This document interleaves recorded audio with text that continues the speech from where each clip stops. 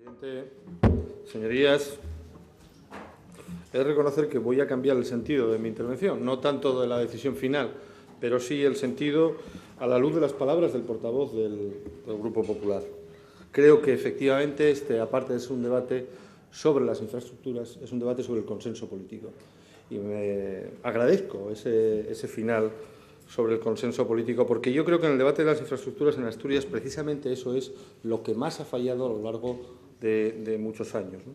La capacidad de alcanzar un acuerdo político que dé solidez a las aspiraciones, digamos, respecto a las infraestructuras básicas, esenciales, troncales. No digo cualquier tipo de infraestructura, sino aquellas que realmente son imprescindibles para el desarrollo económico y social de Asturias.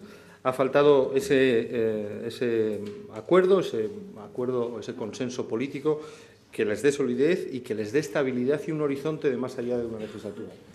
Estas obras de las que estamos hablando ahora, que son las que hacen referencia a la conexión ferroviaria con la meseta, yo sinceramente creo que no se pueden atribuir ni a ningún gobierno, ni a ningún partido, ni a ninguna persona.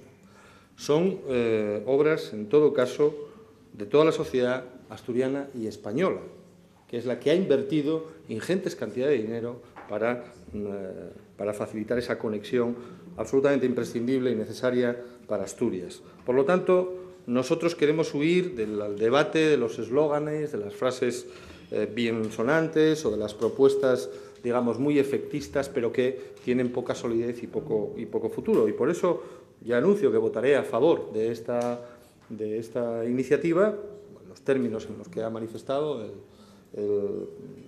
portavoz de Izquierda Unida y con los acuerdos que se han alcanzado en relación con las enmiendas.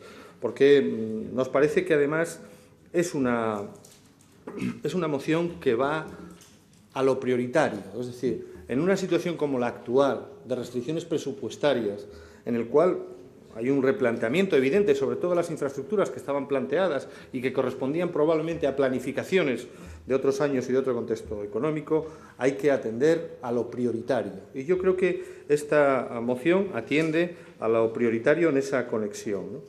Y respecto a que recoge lo que son las demandas de esa cumbre asturleonesa, bueno, nosotros no participamos, ya lo dije, porque no se nos invitó, entre otras cosas. No sé qué carácter tenía esa cumbre, si era un foro cerrado o abierto. En cualquier caso, a nosotros nadie nos invitó ni nos comunicó su celebración.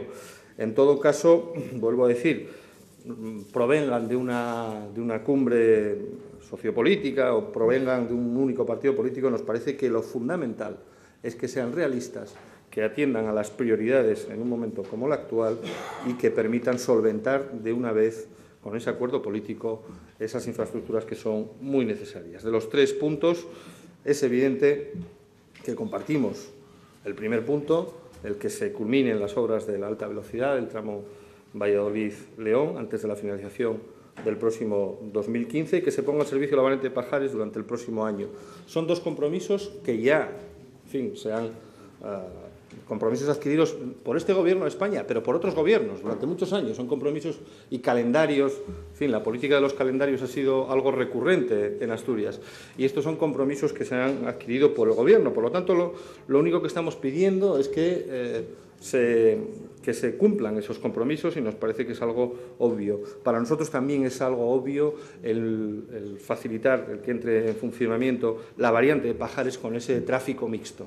Yo creo que nadie entendería en un contexto, como les decía, como el actual, que esa inversión tan cuantiosa no sirviese también para el tráfico de mercancías, no posibilitase, por lo tanto, la conexión, por ejemplo, con el puerto del Musel, con la Zalia, es decir, esa conectividad entre distintas infraestructuras troncales, esas infraestructuras básicas que permitiría ese transporte de mercancías, la circulación de ese transporte de mercancías, ¿no? Y, por lo tanto, nos parece que asegurar eso también resulta prioritario. No significa esto que deban abandonarse otros tramos como el de Pola-Lena, Gijón o Avilés, pero entendemos que ahora mismo, en este momento, no es lo más prioritario, pero desde luego que no podemos olvidarnos tampoco de esos tramos y impulsarlos en la medida de lo que es posible en este momento. Y, finalmente, la configuración del fondo de saco de la nueva estación del León, que se inauguró en marzo del 2011, que supuso un incremento entre 20 o 30 minutos del trayecto entre Gijón y Madrid y que es un caso curioso en materia de infraestructuras, no de avance histórico, sino de retroceso histórico. Un retroceso histórico en la agilización de este trayecto que se había conseguido recortar hasta llegar, yo creo que en el 2008 fue el momento en el que se circuló con menor tiempo y, sin embargo, hay un retroceso histórico que pasa como tantas cosas en este país, que se plantean de forma provisional y se acaban convirtiendo casi en definitivas, y que nos parece que es un auténtico disparate.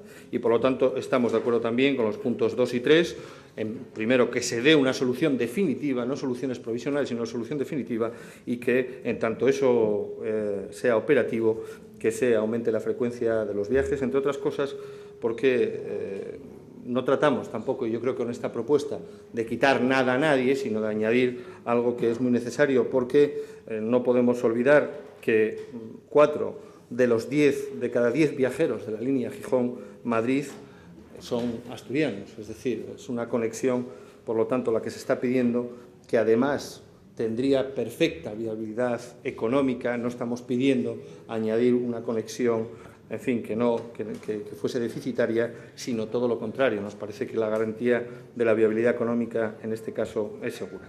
En definitiva, volvemos a pedir un esfuerzo de esta Cámara para alcanzar entre todos ese gran pacto, ese gran acuerdo político que comprometa el apoyo de forma permanente, no solo de forma más o menos testimonial, como puede ser una moción en esta Cámara, sino que eso se lleva a cabo con compromisos de Gobierno y de inversión presupuestaria, que es lo que necesitamos en este momento. En todo caso, como ya les decía, votaremos a favor de la moción.